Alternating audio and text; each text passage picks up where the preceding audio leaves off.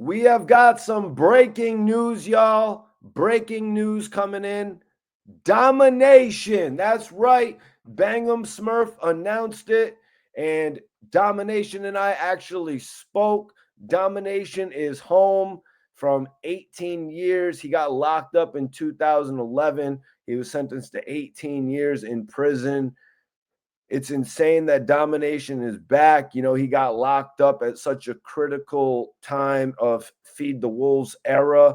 You know what I'm saying? Maybach Bills had passed away at that same time. Our homie Bills, who had thrown the Maybach slogan on his name when Dice had actually got affiliated with MMG back in the day through Bangum Smurf, Mass Pike Miles, Fredro Starr. Domination is home, y'all. The former G Unit affiliate. He cousin to Freaky Ta. Domination, welcome home, bro. You know, I know you got a lot on your mind right now. I know you're getting back to everything in life and hopefully getting back to doing the music, a writing of any kind, podcasting, books. You know what I'm saying?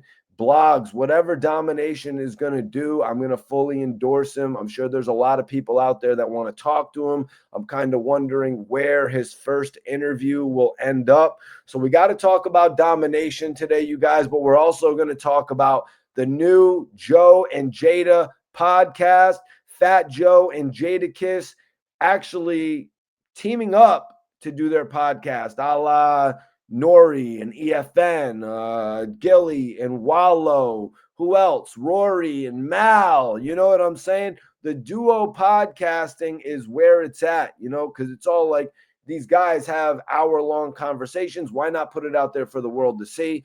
Fat Joe was saying some incredibly crazy stuff on his podcast, though, about being a serial glizzy eater. You know what I'm saying?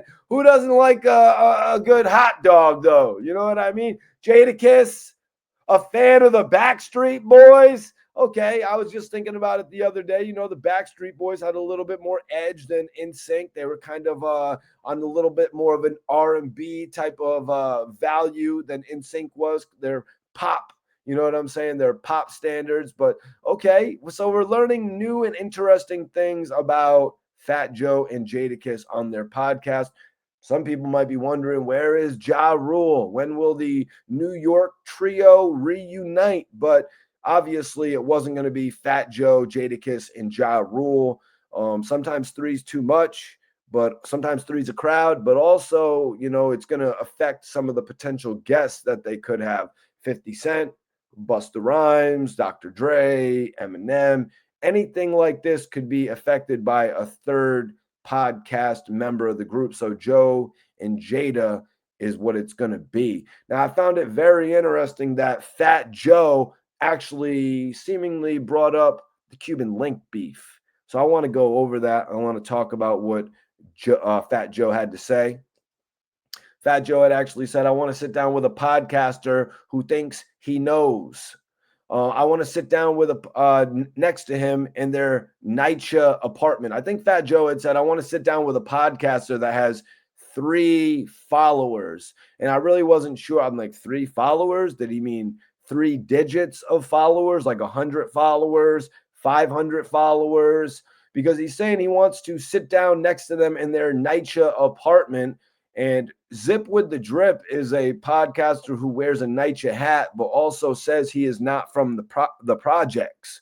So I'm not really sure who Fat Joe is talking about. He mentions a podcaster that only has 3 followers. Like I said, I don't think he literally means 3. I think he means more like 3 digits. Like somebody that I know, my guy, Darren Bars, actually has like 650 followers or subscribers on YouTube. So everybody go and subscribe to Darren Bars. Fat Joe might be talking about him.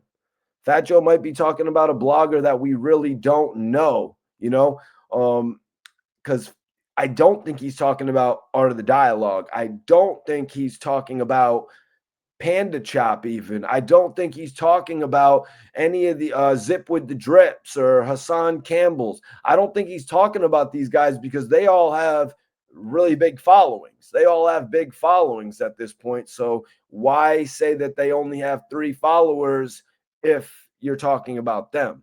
So I think he might be talking about my guy, Darren Bars. Darren Bars had actually done a video where he spoke about the Fat Joe beef with Cuban Link.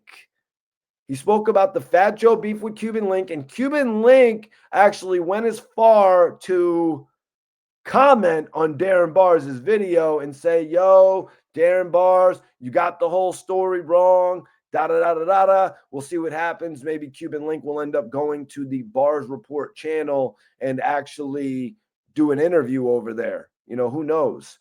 So Fat Joe went on. I don't think people understand. I'm from the projects, the soil of the soil. You can't do nothing to Fat Joe. I'm looking at guys calling me a capper when I say shit. When I say I did records with Big, he's the capper of a lifetime. They put me on the second album, but they took me off, but they put out the real list. See, these guys are so horrible on these podcasts. And then he was going in with Jada on it. He said, the dumpster in the project, all the gunk on it. Your shit is like the gunk that comes out the bottom of the dumpster. Fat Joe would go on to say, I'm not used to number 2. We got to go to number 1. Joe said, this is new. We have to be, Jada said, this is new. We have to be humble. Before I get to that, I want to address this part right here, where they're going at Fat Joe for his records with Biggie Smalls. And people are out there saying, oh, Fat Joe and Biggie Smalls having an album together is cap.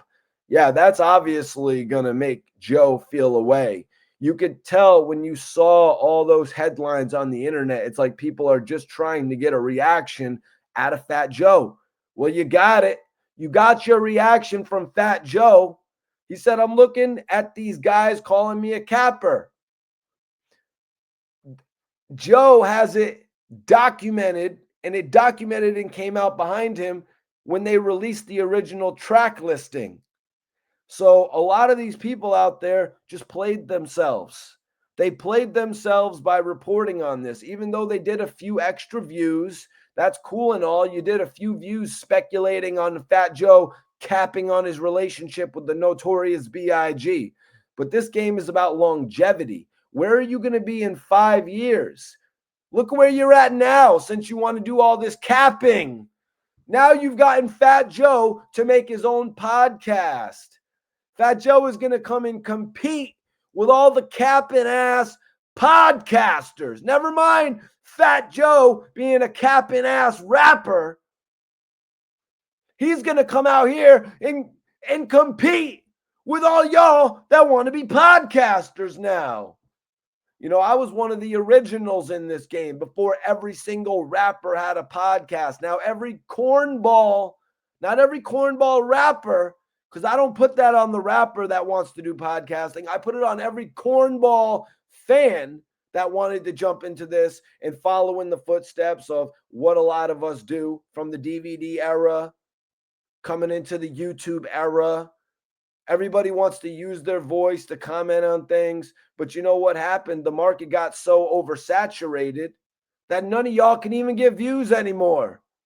The market got so full because all these rappers and producers and talents from the industry that actually have something to do with the industry started using their voice, just like all of the people watching did. So let's talk about this, though, because this is where I really decided that I loved this podcast. Joe said, I'm not used to being number 2. We got to go to number 1. This is new. We have to be humble, Jadakiss responded. Joe said, I'm humble, but I speak reality.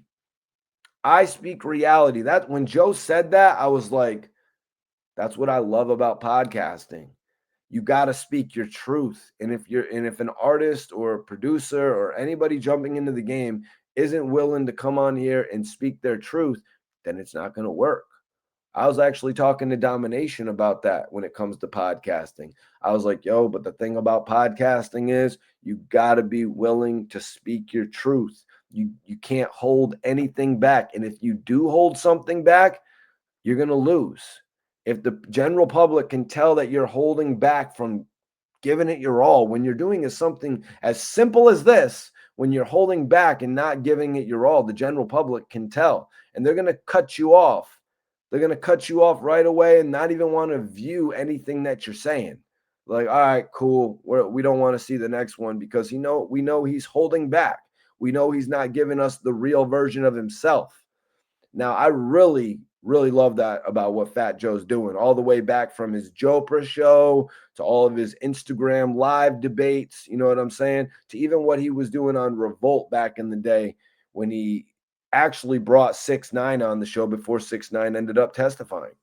So Joe went on to say this: I'm watching y'all. I'm watching y'all. I do watch y'all. And then he went in a different direction.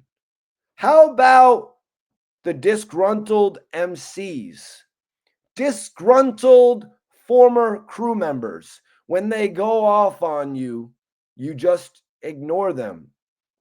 So I thought Joe was kind of trying to bait Jadakiss into some conversation because we both know that they each have disgruntled former members of their groups.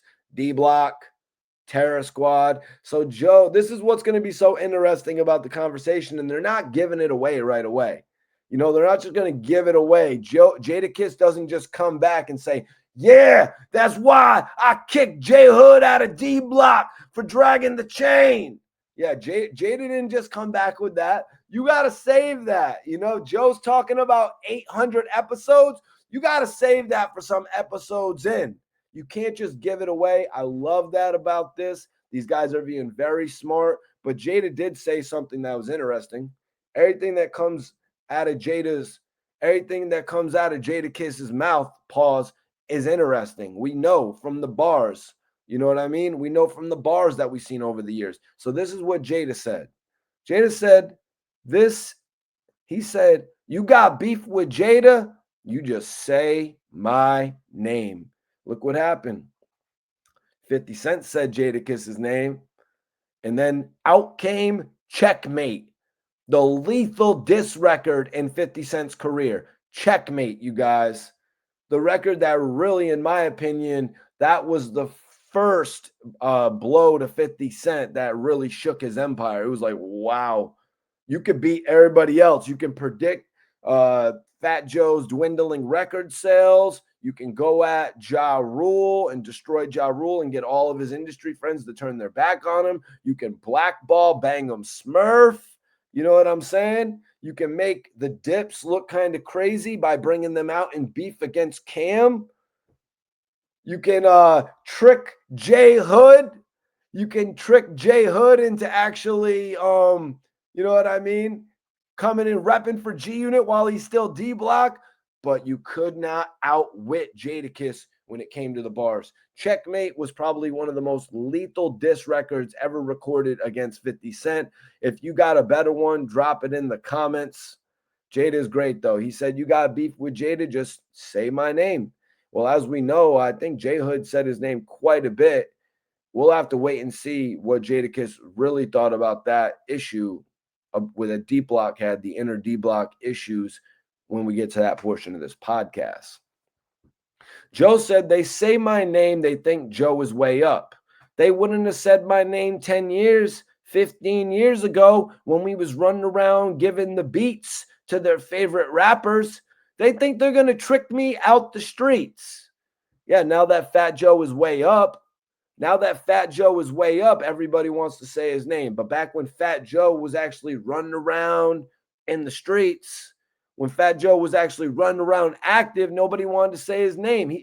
Fat Joe says when he was running around putting the beats on these dudes, nobody wanted to say his name back then. You know, the internet was a lot different. You know, people, like I said, I was called one of the innovators by Fredro Starr. You know what I mean? The era before the internet, even the era when the internet first got it started, people weren't as aware of it. You weren't streaming live. A lot of people didn't know how to upload. Some people didn't even know how to correctly title videos. So a lot of times people weren't going to dish you on the internet back in the day. They had to literally wait for a vlogger a blogger, whatever, to come by with their camera and then actually put the camera on the artist dissing. Or sometimes even an artist would be locked up in jail. Salute to Bangum Smurf. He got jail interviews. It wasn't just as easy as it is today as grabbing your phone, you know what I mean, recording something and then simply uploading it on the internet. It just was not that easy back in the day. At this point in time, it's just so easy. Anybody could say anything they want about Fat Joe and they can record it from anywhere they want. So that's one of the main things about why so many people are dissing Fat Joe now compared to 10 or 15 years ago, you know. But Joe went down to Miami, so people started feeling like it was safe to start saying his name more so. Um, I actually got caught up in a situation where Domination had my back. And I really respect that. I didn't ask Domination to have my back. He kind of came at me like, yo, what's wrong with you, Mikey T? We're fam. You should always tell me if you need me to have your back. I respected the hell out about Domination from that. And, when Domination got locked up in 2011, it really destroyed the Feed the Wolves empire. You know what I mean? Because Smurf was already in Trinidad. Smurf was in Trinidad calling the shots. You know what I mean? Kind of like how T.I., when he was in the pen and he was still calling the shots, Smurf was calling the shots. He had us situated, locked in with Bangum Smurf. I actually locked in with Rick Ross. I moved down to Miami. I was hoping that was going to tighten the connection. A little bit after I moved to Miami, Domination got locked up. A little bit after that, everything kind of just fell apart. Domination was locked up for so long. It was insane. I'm just glad he's home now. Domination did more time than shine.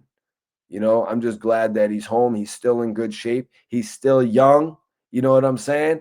He's still got that drive and that hunger from what I can tell. He told me he's gonna do some things in music. I don't want to reveal too much of what he said to me. I think that's going to be for a later date when he gives his first official interview. I'd love to see where that's going to take place. I'm not even going to give any hints, you know what I'm saying? Because it's just not my place to say, you know what I mean? Domination came from a lot of groundwork, no pun intended. You know what I mean? He used that groundwork series to actually get the attention of Koch Records. This is a guy, Domination, who has had Tupac vocals on his record. Bangum Smurf, same record label as Suge Knight at the time, getting the Tupac vocals cleared. You know what I mean? This is a guy who was filming a video in the hood and 50 Cent showed up to the video shoot. 50 showed up to the video shoot of You'll Lose. I don't know what was going to happen. Me personally, I think 50 was there to actually be in the video. I think 50 was going to jump in the video, give Domination the biggest look of his career, and actually make Domination the hottest rapper on the underground. That's just personally what I believe. There's other times where Smurf was telling me 50 called him and told him to put the G Unit logo on the Groundwork mixtapes. And apparently it was on the first Groundwork mixtape, man. I just wanted to give Domination a big welcome home. If there's anything that I could do in the future to help Domination, obviously I'm going to be here. Been a big fan of his work since we met in 2009.